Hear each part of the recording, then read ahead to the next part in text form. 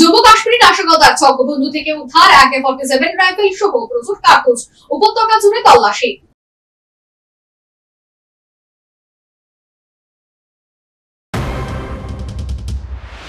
বড়সড় নাশকতার ছক ভেস্তে দিল সেনা।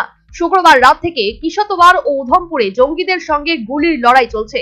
এর মধ্যেই শনিবার পুঞ্চ থেকে উদ্ধার হলো বিপুল পরিমাণ অস্ত্রশস্ত্র। বাজেয়াপ্ত করা হয়েছে AK-47 রাইফেল, গ্রেনেড, কার্তুজ, এমনকি স্বয়ংক্রিয় আগ্নেয়াস্ত্র। তবে এখনো পর্যন্ত কেউ গ্রেফতার হয়নি।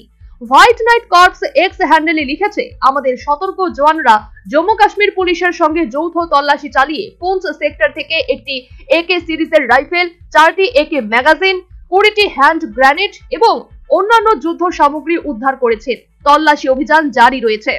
জম্মু কাশ্মীর জুড়ে তল্লাশি অভিযান চালাচ্ছে কাউন্টার ইন্টেলিজেন্স ইউনিট। এর মধ্যেই পুঞ্চ সেক্টরে প্রচুর অস্ত্র মজুদ থাকার খবর আসে সেনা ও জম্মু কাশ্মীর পুলিশের কাছে। শুরু হয় তল্লাশি অভিযান।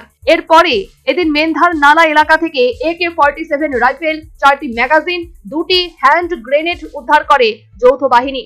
কারা এই বিপুল পরিমাণ অস্ত্র মজুত করলো তা এখনো জানা যায়নি। এদিকে সেনাবাহিনী, স্পেশাল অপারেশনস গ্রুপ এবং পুলিশের যৌথ অভিযানে ডুডু বসন্তগড়ের পাহাড়ি এলাকায় 3 থেকে 4 জন জৈশ জঙ্গিকে কোণঠাসা করা হয়েছে। গুলির লড়াইয়ে এক জওয়ানের মৃত্যু হয়েছে বলে জানা গিয়েছে। শুক্রবার রাত থেকে কিশতওয়ারেও সেনাবাহিনীর সঙ্গে জঙ্গিদের গুলির লড়াই শুরু হয়েছে। জঙ্গিদের একটি দল লুকিয়ে রয়েছে বলে খবর পায় সেনা। সেই তথ্যের ভিত্তিতেই অভিযান শুরু হয়। এদিন সকালেও সেখানে গুলির লড়াই চলছে বলে জানিয়েছে সেনাবাহিনীর হোয়াইট নাইট কর্পস।